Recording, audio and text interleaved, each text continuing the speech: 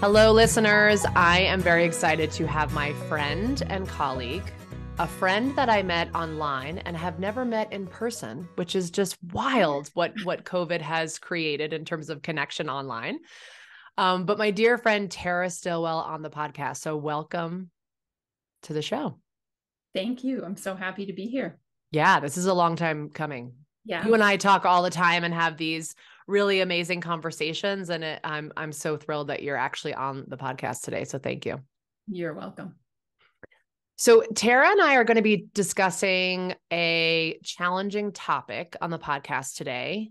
I'm really excited about it because it's a topic people kind of want to shy away from because it can be challenging and rather painful. And so our goal today is to shine some light on this topic, some gentle light. And the topic is rehoming animals. And we really want to focus this podcast on really trying to avoid the shame that we may experience, either from ourselves or experience from others when we're trying to deliberate and determine whether or not rehoming an animal in our family is the right thing to do for everyone. And so we really want to highlight how challenging, painful, and layered and nuanced is the other word I want to come up with, is that this is not black and white. This decision can be really messy. And Tara has so bravely agreed to come on the podcast today to talk about her recent decision to rehome her dog, Eva. So Tara and I, our goal for this podcast, it's not really to provide you with the behavioral history of Eva living with Tara and her family and her other dogs, and we'll go into that. It's not about listening to that history, dissecting it, and determining whether or not Tara made the right or wrong decision, right? This is so personal. Like I said, it's really nuanced. And so that's not our intention for the podcast. So I'm saying this up front because I want to invite you as a listener to just hear this process, hear the thoughts and the concerns Tara had, and be able to offer yourself and her and others even that may be going through this experience some grace, because again, this is a really challenging, nuanced topic. So Tara, anything that you want to add in terms of like laying the intention of the podcast? Um, the thing that comes to mind is that it can be a really lonely process. And I think, again, we'll talk a little bit about the history because it's important to give context. But I think I would really hope that people would feel supported and not so alone, and know that other people have gone through this and they've made the decision, um and actually this is a really happy story. So again, if people can see that this really can be in the best interest of everyone, and maybe remove some of the grief and the guilt and the shame around the process, and maybe help someone not suffer quite as much as I did during the process. Totally. And I love getting the pictures like of Eva in her new home because there's a lot of happy and joy going on right now. And Yeah. so I love that you bring that up to the listeners. It's like, okay, we're going to go on a rocky road throughout the Yep. next hour and know It's a happy that ending. it's a really happy thing. And I do just want to offer my bias that as many of the listeners know, I've worked in animal sheltering for the past 15 years.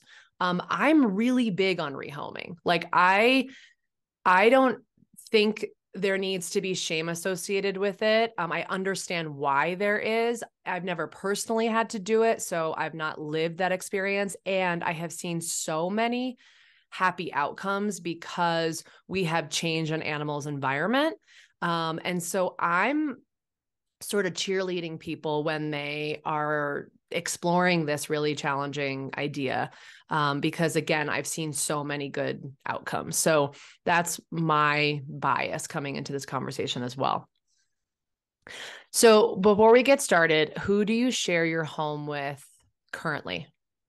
Currently, my husband, my 17-year-old son, and two dogs. Duke, he's a miniature American Shepherd. He's 8 years old. He came to us as a rehome when he was 8 months old.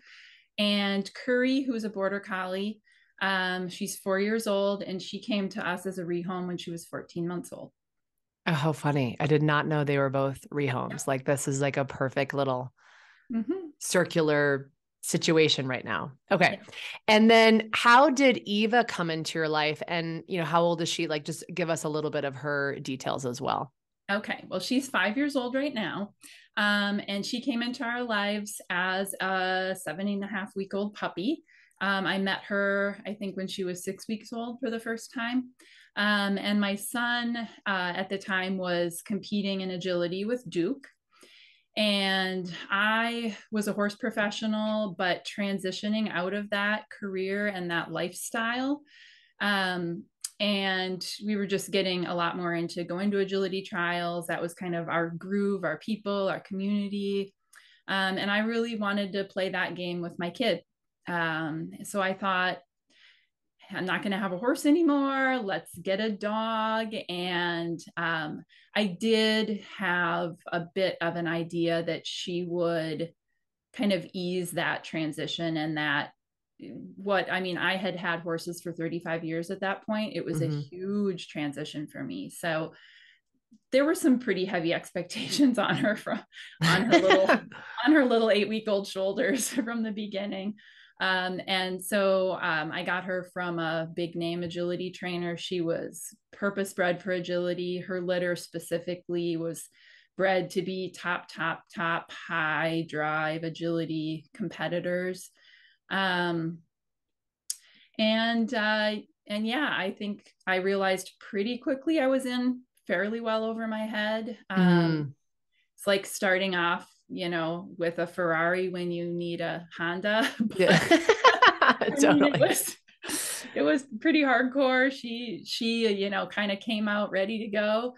And then unfortunately, she did present pretty quickly as a really highly sensitive dog, which set up some of the things we'll get into. And also she got injured pretty early on. When she was a year old was her first injury, and that started sort of a chain of re-injuries. And fairly quickly became pretty clear that agility wasn't going to work out very well for the two of us. So we had, that was a big adjustment too in terms of expectations. I didn't get what I thought I was going to get. Yeah. And she's border collie, right? Border collie. Yeah. Right. And, yeah, there's a lot of like what you were saying in terms of expectations, like regardless if somebody is getting a dog for agility or is getting a dog to be a service dog or is getting a dog to go hiking with, right? Like we have expectations, and when they're not met, like there's a lot of emotion wrapped up in all of that. So I imagine like that was probably a journey for you as well, correct? Oh yeah, there was a big journey and a lot of emotion and difficulty before we got into the situation that would later lead to her rehoming. So there was already a pretty big history. She also developed some handling concerns due to those injuries and the rehab, and the responses of myself and the professionals that were trying to help her with rehab. So it was kind of the perfect storm for an already highly sensitive, high drive dog to have all of that restriction, the pain, and frankly, just a lot of trauma when she was quite young. Yeah. Yeah. And so what were so you had her first, right? And well, we already had Duke. You already had Duke. Okay. Yep. So Duke was how old when she came into the picture? So he was 3. 3. Okay. Then she came to the picture. And then when did you get Curry? So Curry came into the picture when Eva was 2 and Curry was 14 months old. And Curry's a female. And Curry is a female. She was intact. We took her right off a litter of puppies. Well, she had 2 puppies. So she was a teenage mom. sort of on purpose. It's a little bit of an interesting story, but I don't think that was a positive situation to have her coming with all those hormones and just leaving the puppies and coming into our home. It was not something I really even thought about as a setup for maybe a poor introduction. But that's what it was. So then how did you do that intro, and why are you calling it poor? Like, was it? It actually went really smoothly at first. Like they just were like, hey, and they played, and I didn't think about kind of the the circumstances that Curry was coming in with. I didn't think about, gosh, there's probably a lot of hormonal changes going on. Maybe we ought to do this differently. Maybe we ought to do this slowly. I had really never had a lot of trouble introducing dogs before. So I didn't really do anything special. And again, it did seem like it was fine to begin with. Yeah. So there was nothing to lead me to believe initially that there was going to be a problem. But it did pretty quickly, there started to be some signs that there were concerns between the two females. And then things escalated to the point that we were having fairly serious looking fights. It was a lot of like snarling and gnashing and thrashing, no biting. But it was still alarming. And then we would go long periods of time where they would be fine. They loved to play with each other. They loved to go hiking together. There were a lot of times that their relationship looked really nice. And then there were times that it looked really bad. Yeah. We also had complicating factors that I think stem from Eva's just sensitivity. There were a lot of trust issues between her and my husband. She would present him with appeasing behaviors. He didn't see them as that, and he would react to her in a way that just further eroded that trust. So that was challenging for me to try to manage their two personalities and trying to help them have a better relationship.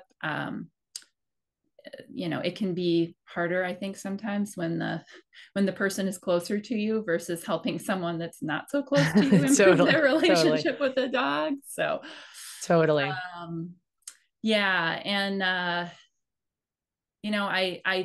really thought when I started to see the issues, I was still really of the mindset that I was like, oh, we can fix this. Like training, we're just going to need to do more training, more kind of like management and control kind of approach. And, they'll settle down, they'll be fine. It took me a long time to really see the nuances of that relationship and how it changed and deteriorated and then would partially repair. And it took me a long time to really see just how afraid Eva was of Curry. I think when one dog is aggressing, it feels like it's hard to see that they're doing it out of fear. Totally. That they are actually concerned. Because it just doesn't, you kind of make one the bully and the other one the victim. And Curry is very much, she's a spicy little thing that she had a lot of like guarding of Hunter, of my son behaviors, that again were really hard to pick out that was what was going on. There were a lot of like, they're both very border collie personalities of like wanting to control everything, but the other one was not controllable. So they were just a lot of clashing of interests. And as much as we really just, tried so many things to help them with that, it just, It Yeah, wasn't it's just like having solvable. a bad roommate, Yeah. and you're exposed to that bad roommate all the time. And like sometimes you might sit down and have a nice dinner together because Yeah. you're in a place where you guys can do that. And then other times you can't, right? Because like the environment, our nervous systems, like how we're feeling, everything's always changing and moving. And so, Yeah. yeah, I mean, inter-household aggression is challenging in that way because it's like the animal or animals or people are exposed to the trigger on a consistent basis, right? It's not like, if I have a dog that's reactive and he doesn't live with other dogs, I can give him reprieve. I can give his body, his mind, his nervous system reprieve from that by maybe changing where I go for walks or doing more enrichment in the house or whatever. But like when you have someone that you live with that is causing consistent level of stress, Yeah. whether it's low, moderate, or high, right? It's hard. Like eventually those things pile up and then Yeah. we lash out. And there's one thing I want to say that I want to highlight because I think I hear this from my clients a lot. It's so easy to do like hindsight 2020, right? Like, oh, been um I should have been more aware of her hormonal changes. And like I should like you're right, Yeah. and that's really nuanced, right? And Yeah.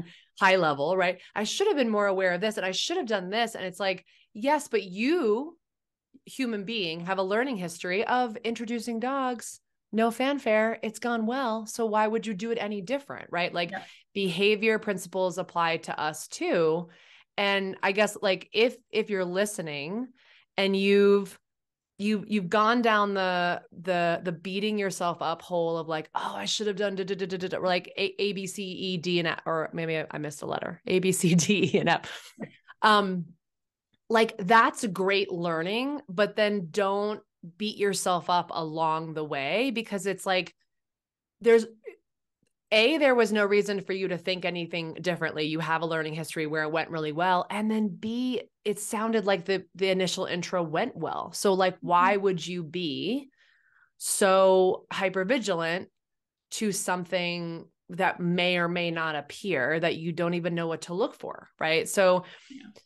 I hear that a lot with my clients where they're just like, well, I should have done A, B, and C, and I'm the reason. And it's like, oh, like it's way more complex, and our minds just want to black and white it so that Yeah. we can make sense. We can find something to blame. And if we have something to blame, then we can figure out what we can do about it and what we can control. And that makes us feel more comfortable, and not the case all the time. Yeah, definitely. And there's, I think too, sometimes the more hyper vigilant we are about like, oh, what if this is going to happen? What if this is going Totally. to happen? It just makes it worse because then Totally. you're inserting all of this anxiety into a situation. Whereas a lot of times, if we assume it's going to be fine, it is fine. Mm-hmm. So it's not necessarily a good practice to go in. And unfortunately, those of us who have been through this stuff, we can't unsee what we've seen. And so then the challenge becomes not to insert all kinds of anxiety into a situation that might very well be fine. So, Yeah. yeah. And it's, I like what you said about the roommate situation. And that's kind of what I felt like, either like a bad roommate or a bad marriage situation. And like, who am I to say, I'm sorry, you can't ever move out or you can't ever get a divorce? You just have to live in this toxic soup together. And nobody can move on from this. And that just started to feel just so unfair to everyone. We were all walking on eggshells. Yeah. Yeah. And it sounds like, it wasn't even just there's multiple relationships happening, right? If there's 5 times 5, there's probably 25 dynamics that are going on in your house. Yeah. And I think what's tricky about that, right, where it's like she's having a hard time with your husband's having a hard time with her. He's also witnessing her. Mm-hmm. And so is your son, so are you. Like everyone's witnessing her aggress, right? And that can deteriorate like, oof, like let's protect Curry. and why is she doing that? And can't she just get along? Right. Like I hear this all the time. Like, can't he just relax? And it's like, sure. I'm sure if we were to interview Eva, she'd be like, yeah, I'd love to relax. Right. Like, I'd love to, I but don't I'm think she's stressed like, out about, and none of us, we're all intense. All six of us are intense. And oh yeah, it's not 5 times 5. It's 6. You're right. It's 6 people. yeah. So there's, Six beings in this house, uh-huh. all intense and all with our own stuff. Yeah. And I will say none of the three dogs are like chill kind of dogs. They all, I mean, Duke has generalized anxiety. Curry is really like really on. I mean, she she is she is a very spunky little thing and has a lot of feelings about a lot of things. So it's yeah, it's not like we were bringing one, like Eva's the super sensitive one and everybody else is real chill. Like Sure, that sure, sure, wasn't the sure. situation either. Yeah. So Yeah. that complicates and adds just a lot of energy and a lot of big feelings. There was just so many big feelings between all the relationships, like you said. Yeah. Yeah. Absolutely. Anything else that you want to share in terms of some of the challenges that you are experiencing in the home? I guess the other thing that would be important to mention is we're still dealing with the handling issues. So Mm-hmm. still doing a lot of figuring out how to best help her with that. I'm not a big person to think any particular formula applies to every situation. Like for handling issues, we do this cooperative care training and then it's all fixed.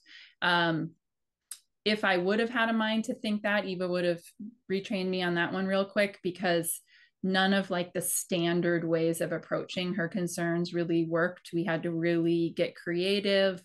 Um, and so there were stresses about getting her to the vet, stresses about, just caring for her, meeting her basic grooming and husbandry needs. I will say that we did work through that together. We did find a fantastic fear-free vet and use medication, and she developed a relationship with a vet tech that actually was able to do a blood draw on her. And I can give her Adequan injections, I can do her nails, I can groom her, I can brush her teeth, I can do her ears.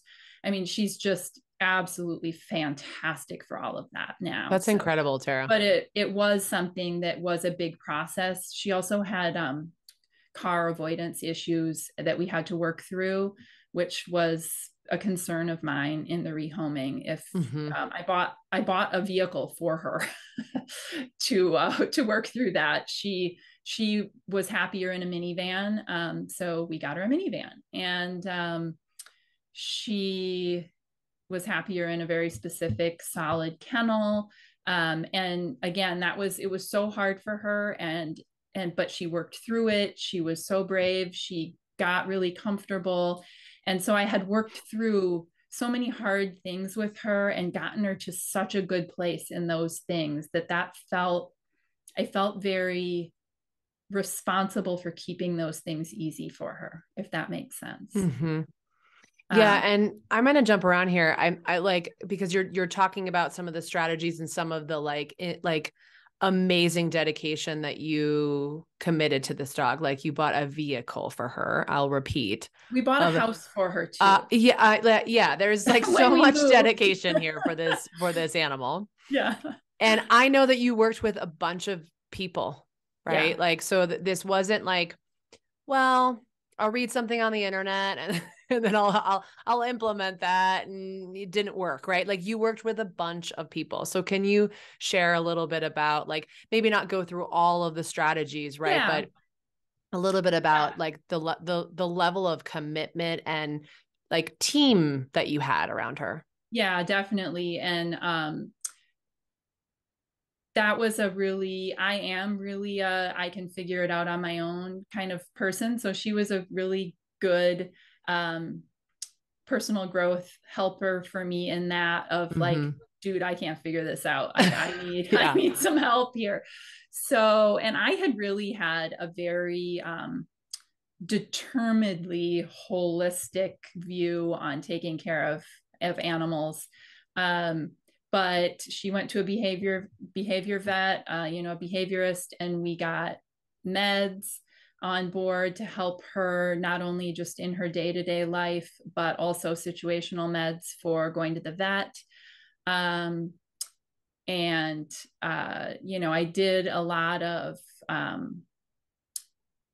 learned a lot of management techniques to try to help her. Once, I had done so much training based stuff, and I did get a lot of good help with the training based approaches to, a lot of things like being able to send her from far away across the room to a bed or to her kennel, or just a lot of, and then she just had, she has tons of great cued behaviors and trained skills from agility and from rally and from just a lot of other activities that I had done with her, and then just a lot of household behavior skills. But it became clear that that wasn't going to be enough. So I did consult with Sarah Stremming, who I had found her podcast, and then that's actually how I got to know you, is from your relationship with Sarah. But she really helped me with all the like components of behavioral wellness, making sure she was getting enough decompression. And then still one of the things that I feel like is one of the best pieces of dog advice I've still ever gotten came from Sarah, which was, instead of like fixating on all the ways that she's messed up, just really focus on the mutual joy-based activities that you have with her. Yes. To really have that be the primary in terms of how you're spending your time with her. And that really, that's what really kept me going for as long as I did with her, because especially once we gave up agility, we had so much fun together and still do, going running, going hiking, paddle boarding, ski joring, just all these fun little goofy games we made up together, and, running on the beach. And she's just literally the best, most fun dog. So that was amazing. And then I did the Connection Summit with you and Sarah, and that was kind of what I said in the beginning, kind of going back to that, was the first time I really felt like there are other people out there that are struggling like I am, and I am not crazy. I'm not alone. Like, other people are going through this too. And that just, like, it felt so hard, and I felt like almost ashamed of how hard I felt like it all felt. And to see other people being like, yeah, this is hard. And, it felt like we were kind of all in it together. So that was really, really helpful. And then I did a couple of pilot programs with you, which the Reflective Relationship is launching soon. That was really exciting. And that kind of helped me look at our relationship differently, looking at getting more curious as opposed to just reactive about the ways her behavior was presenting, looking at the different like labels I was using, the language I was using around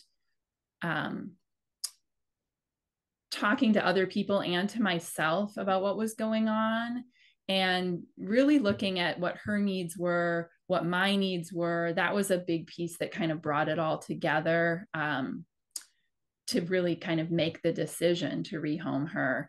And then really that advocating piece that really came into play with the veterinary stuff, and also in rehoming her, advocating for who she is and what she needs. And then I did Kim Brophy's family dog mediation course. So that really helped me look at kind of a lot of the ethology piece and the why behind her behaviors. And then I did some private work with her as well. She was very helpful. Matt Beisner, I worked with him. I did a mentorship program with him, and looked at, he did some deeper dives into trauma work, which really helped uncover some pieces for me of what was going on and how much she needed to feel safe. And I really started to see that that was a big piece for everyone. Like, none of us were feeling safe, and how impactful that is on all of the relationships. And then he also did a session with the whole family together. So we all got to talk through how we felt about the situation and what was going on. And that was really, like, we needed that like kind of mediator for all of us, so that everybody felt Totally. voicing how they felt about it. Oh, and then the one other person that I wanted to mention was Kaisa Van Overbeek, who's she's a coach, and I actually ended up recording a podcast about my decision to not rehome Eva, which is interesting. That was a Oh, that's while so, back. yeah, yeah. Yeah, it was Yeah, a while ago. Like, is that like 2 years ago or it something, or a might have year? been, or a year Yeah. and a half ago. Mm-hmm. But she really helped kind of put that piece of how the thoughts and the stories we have, Mm-hmm. um, we and how that's kind of tied up in our feelings, and how that impacts the relationship. So she was really, really helpful as well, and we've kept in touch. So she knows that Eva's been rehomed now and so forth too. So yeah, just so many really, again, just a team approach to trying to not only helping Eva feel better and our whole family feel better, and we did get to so many places where I was like, oh, this is working, like, it's okay, we're doing better. But then also seeing how it really wasn't a fair or sustainable situation, and then moving into that place of actually working into the rehoming. Yeah. What's, well, first, I just want to highlight like so much work being done, right? Like that was, again, I just want to go back to the beginning where we were talking about like, listeners, don't focus on whether or not she should have rehomed or not. I do want you to hear though, like all the work Tara and her family put into this in order to try to make this a more harmonious and safe environment, right? You're using the word safe a lot. Mm-hmm. And I think I see this often. I see this in my own personal life with my own personal growth journey, where when we start to notice something in the environment and we're like, "Ooh, I don't love that. I don't love that behavior. I don't like how I'm reacting. I don't like that my dog's doing this. I'd appreciate if he stopped doing that." And if we're motivated enough, we then go into like fix it mode, right? Like, okay, let's fix it. Let's get resources in. And the intentions are great, right? It's like, yeah, why not try to give the person or the dog different skills so that they have a more easeful existence with the relationships with their loved ones, like when you're walking them down the street, right? Like, let's create more ease because that behavior is not ideal. And yet, I will speak for myself that that makes me really grippy on the outcome being the only outcome that I see, which is that I'm equipped with more skills and I'm perfect, right? If I do all these things, then we will no longer feel A, B, and C uncomfortable emotion. I'm really with the alphabet today for some reason. A, B, C. I really am. I don't know why. I won't feel that as long as I focus on my plan and the plan is where it's at, right? And what I also see with clients is sometimes, a lot of the times, the plan works and then we get success, right? Which is why you're like, a year and a half ago, recorded that I'm not rehoming her, right? Mm-hmm. And sometimes when the plan then doesn't work or you hit a roadblock, the fall from grace is a lot harder because you're like, wait, we have a whole 3-month experience where it was working. Why isn't it working? And then we get more grippy, especially because that sense of working felt really good or felt really reinforcing. Right. And so, gosh, I always go back to that Buddhist quote where it's like, not too tight, not too loose. It's like, yes, I want my clients to make the changes and get the results that they're looking for. And yet gripping onto these results can cause a lot of like tension in our bodies. It can cause a lot of like inability to see anything else besides that outcome, right? And so like, again, I'm not pumped about this. Like I am such a person that is fix oriented, perfectionist. Like I have a learning history of 40 years of being like, I'm good at this. I can learn it and I can do it well. And sometimes it doesn't go as we want it to, right? Yeah. Like this is a prime example of like tried all the things and made some progress, and still the decision is to part ways, right? To rehome, even though there were all these amazing efforts put forth, right? Like I guess it's like, don't get hung up on that. The efforts will give you the outcome that you're looking for, right? And that's hard. That's hard to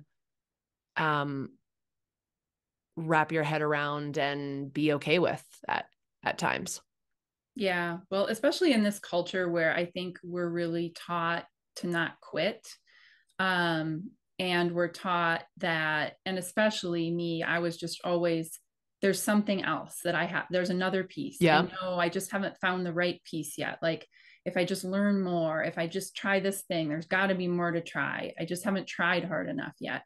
Um, and and I think that actually, that mindset, and when you were talking about the not too tight, not too loose, um, when I was a horse professional, I was a centered riding instructor, and we had this, I don't know where it comes from, some sort of Eastern philosophy, I'm sure, um, a term called end gaining. Um, and it kind of meant the same thing. It was like hyper fixated on a specific outcome. Mm-hmm. Um, and again, and in family dog mediation, we always talk about let's focus on why before we talk about how. And, you know, if you fixate on, I'm going to make this work, it's really hard to remember that there are, like, should we be trying to make it work? You know, is the end gaining goal of we're going to all live this harmonious life together, is it even realistic? Is it even possible? Is it something we should be trying to go for? And I think that really caught me up into trying, and again, hindsight, right? Trying too long, extending the suffering.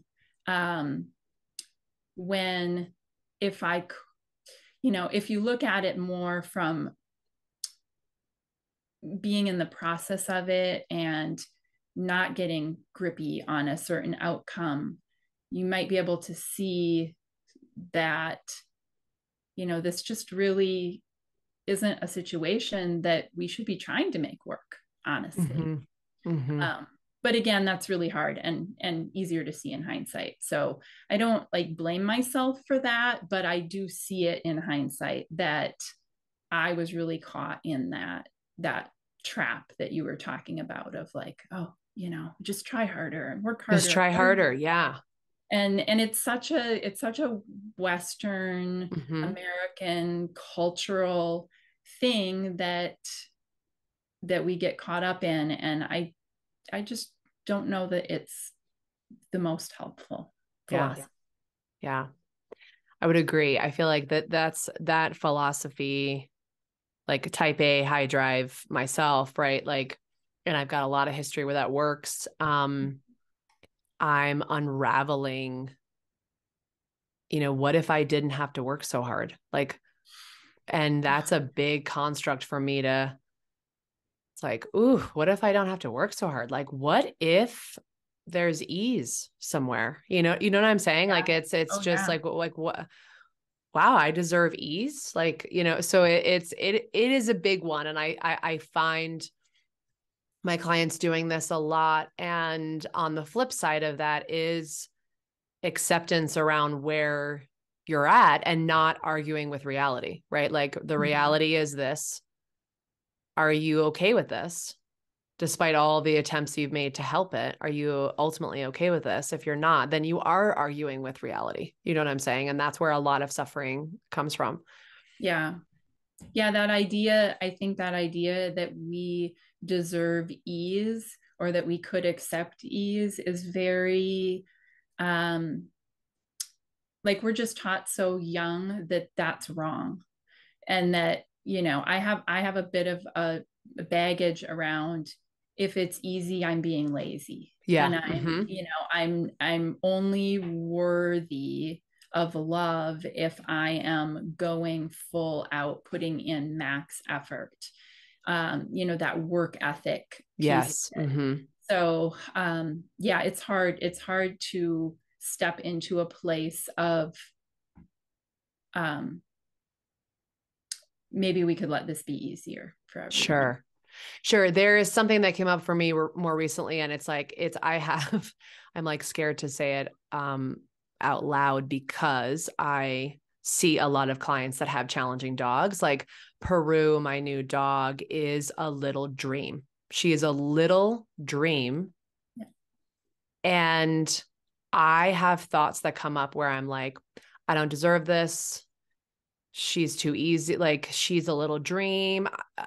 Like I should have like problems. And I'm just like, wow, Yeah. wow, this is so fascinating that um, after my careful selection of a new dog, Mm-hmm. even when it's careful, it's still a shit show, right?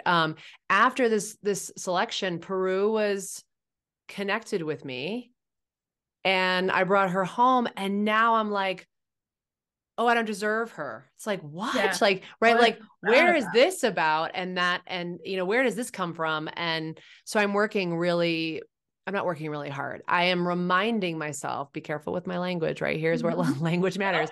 Oh, I'm not language. working really hard. I'm easily reminding myself that, hey, like, wow, you deserve ease. Like you deserve this level of joy and love and ease. Like, Yeah.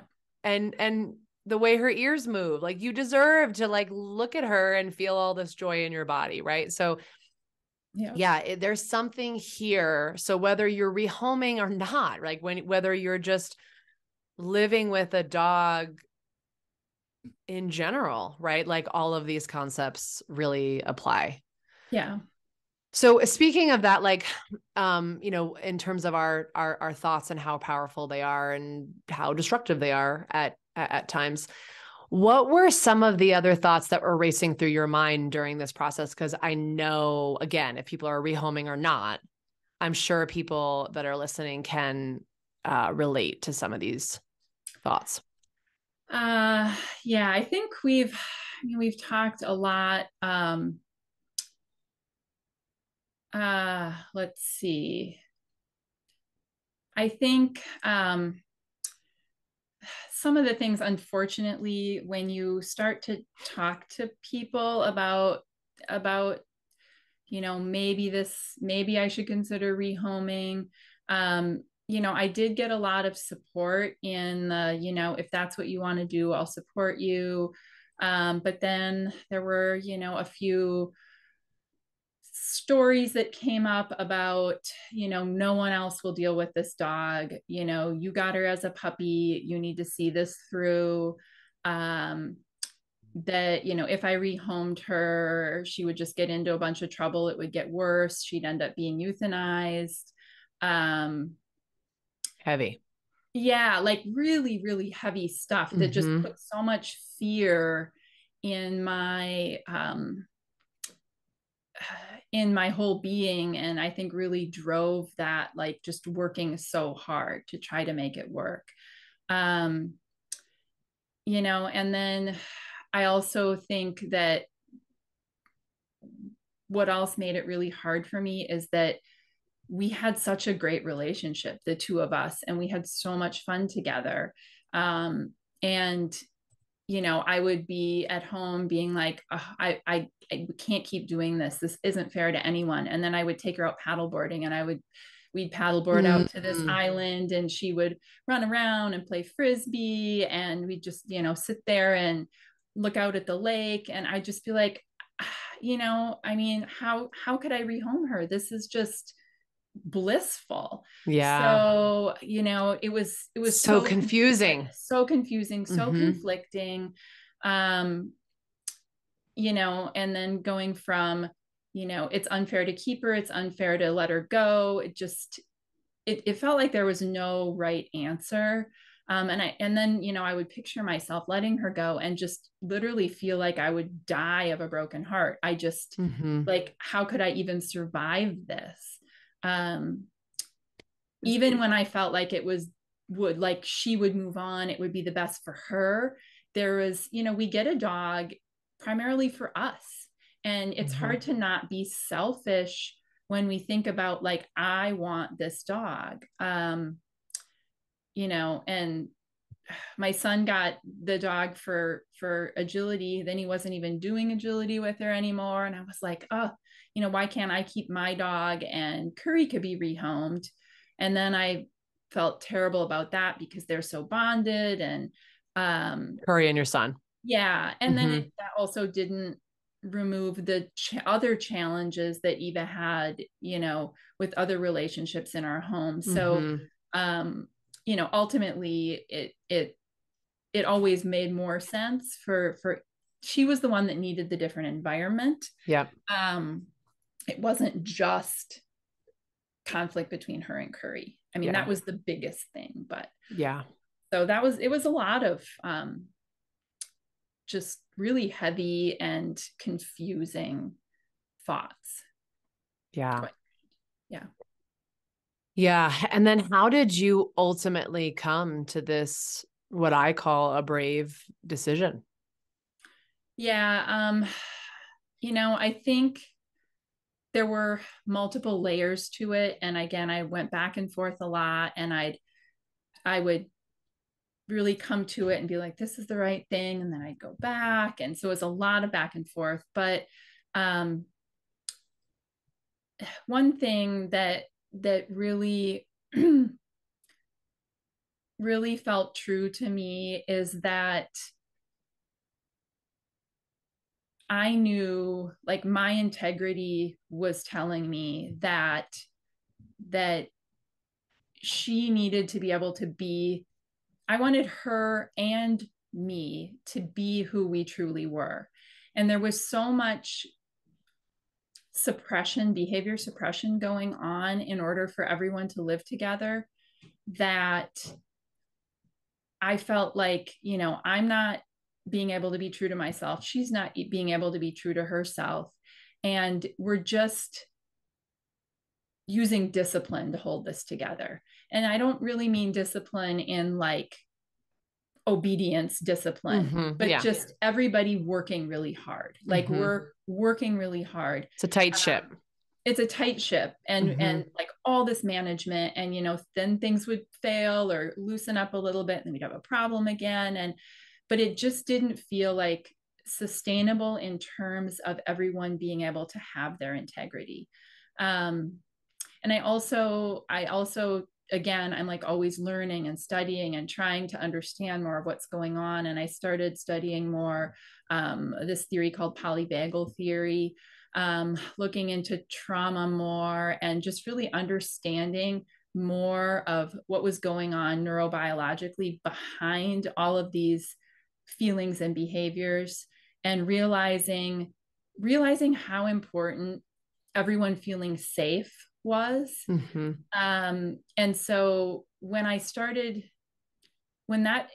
sounds like a basic thing, but I just don't think I understood the depth of how important that was. And I was able to I did have an experience when we were moving that I had just her and my son in a hotel for a while. And so I was thinking back to that and thinking how different she was when she was in a different environment and the stresses were removed. And it took a while, but she did kind of decompress into like really being able to behave and feel differently. And so I was holding on to that and thinking, you know what, that's a really good indication that in a different environment, she really could be different, and that seeing like who she really is and how much love and joy she has to offer, and really wanting to let her have that. Yeah. And I think that the other thing that I had to realize is it's easy for us to think that like I'm the only one that can do this. And again, I had some heavy stuff on top of that. But thinking, and again, I think this comes to our negativity bias, and it can get so heavy that the world is this kind of dark place. And realizing that there are some astoundingly wonderful people out there in the world.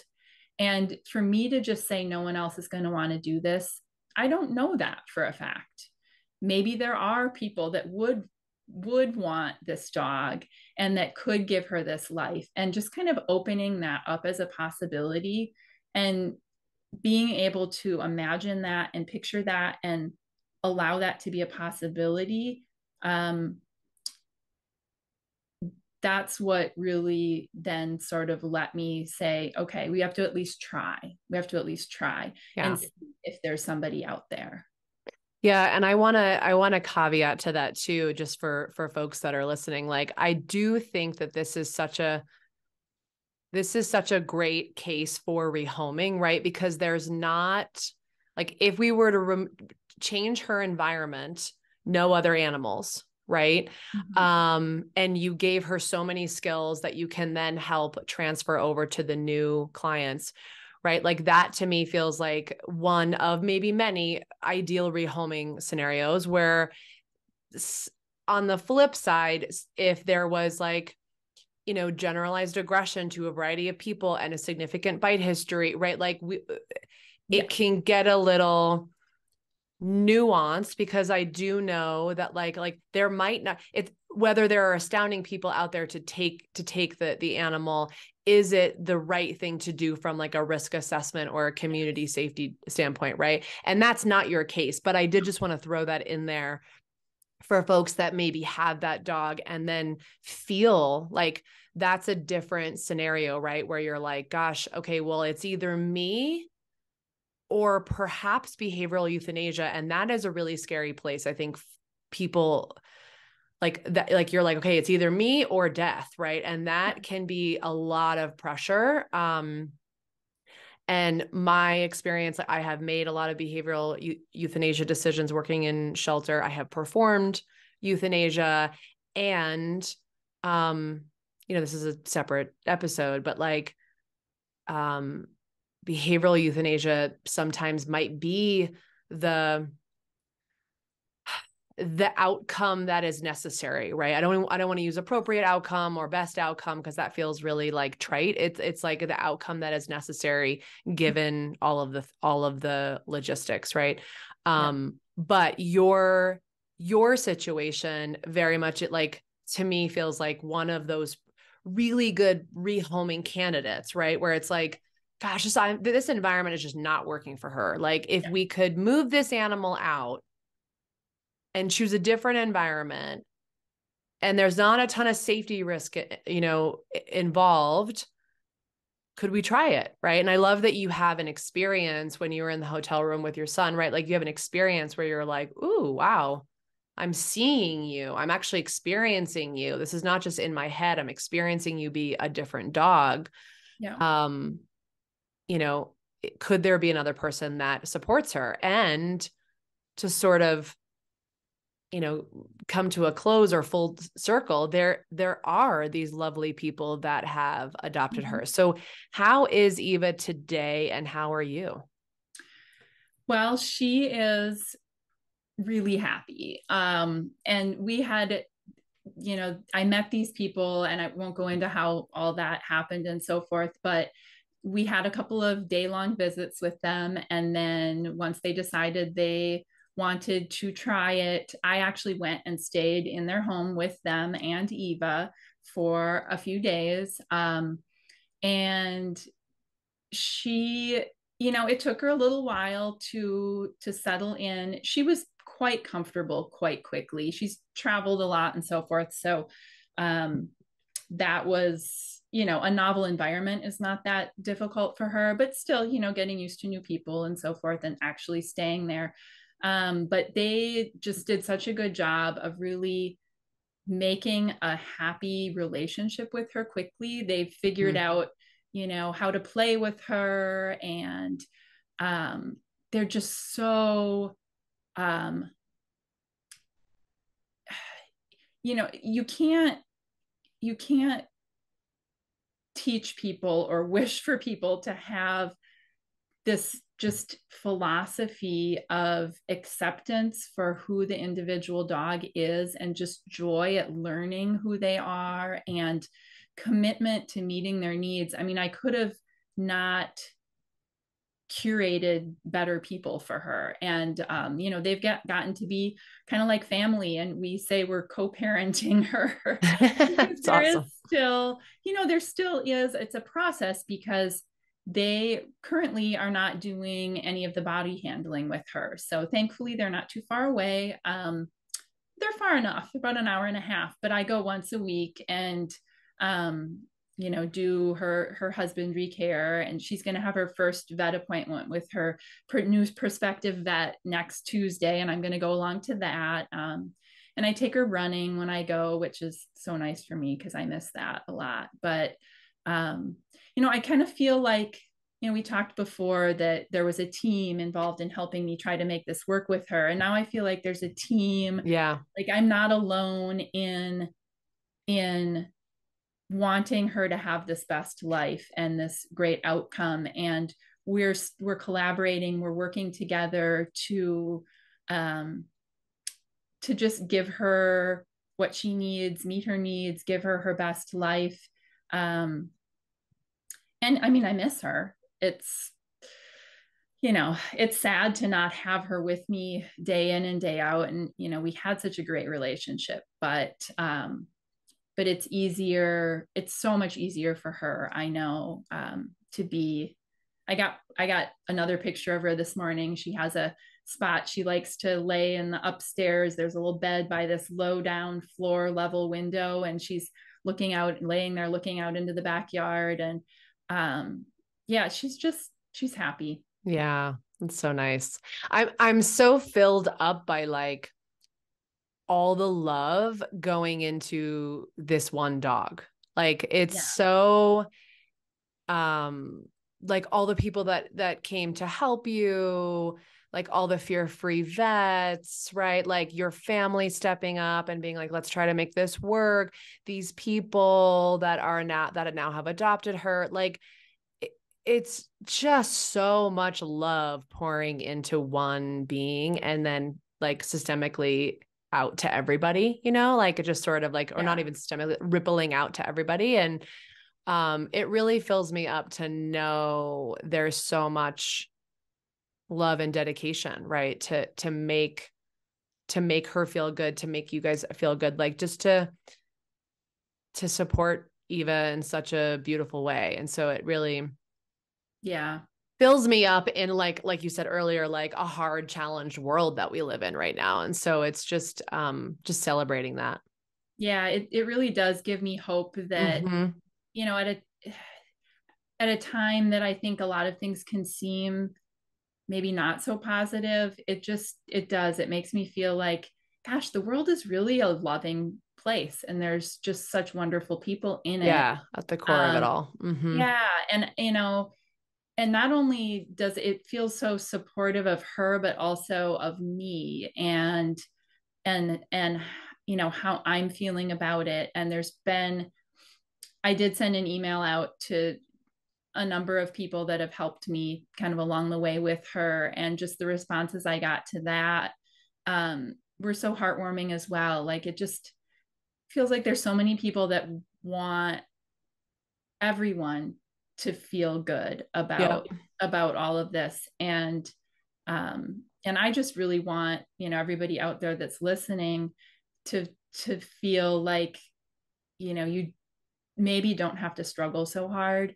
Being open to the idea that there might be some other possibilities out there, and that there are really a lot of great people out there that can help and support you, whether whether it's a rehoming situation or not. It might just be something you're struggling with that doesn't feel even close to a rehoming, but that, there's a lot of support out there. Yeah.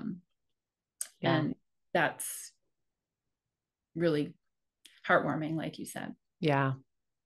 Yeah. And I'm also feeling called to say that, like, I mean, I know a lot of people that listen to this podcast are similar to you in that they're going to do a lot, right? That they're going to do a lot. They're going to try a lot. They're going to go down the research rabbit holes and try to make things work. And I do want to say, I guess maybe it's from my animal welfare background.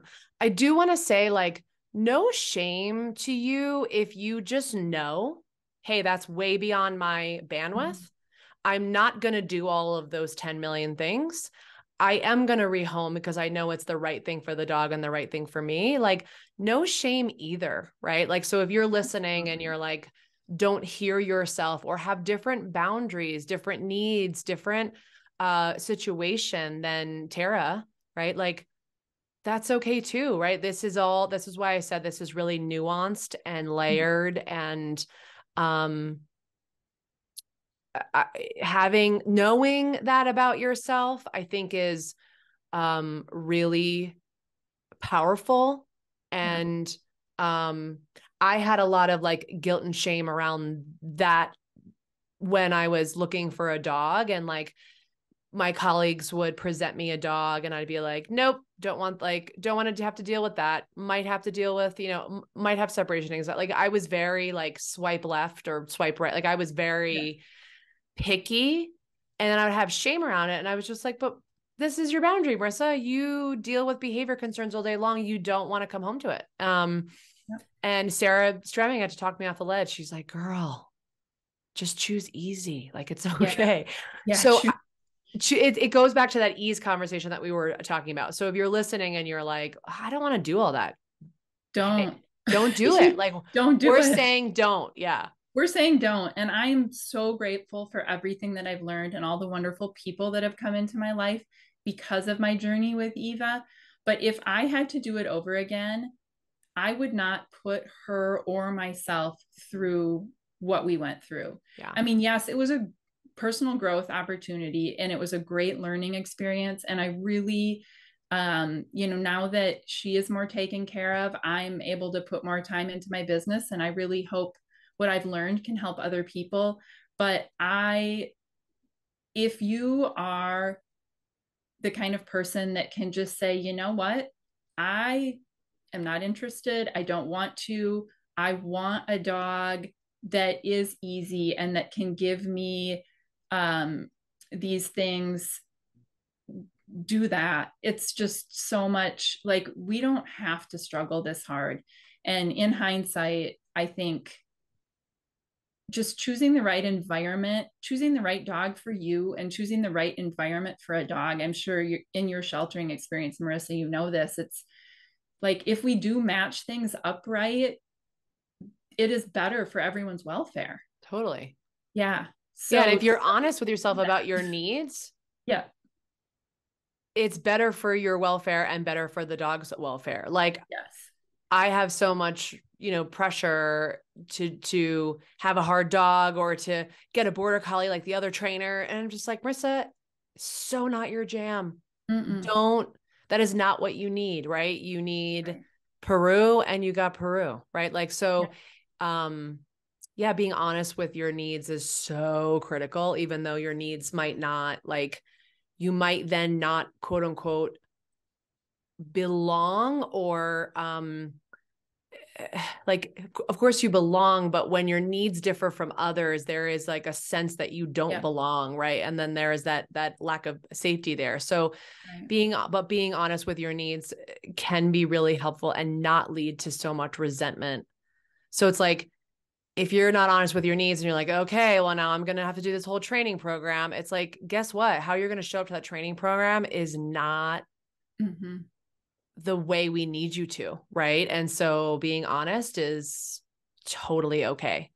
Yeah. So it comes back to that integrity piece of like, it's okay to want what you want and to have boundaries and to know yourself. And it's also okay to work hard at things and grow. And it's very individual. And I think just that self-awareness is really important to everyone's welfare. Yeah. So you mentioned your business. Where can people find you online? Yes, my website is up. It's www.glimmer.dog, and I'm sure you'll have a link to that. So if people want to find me, they can find me there.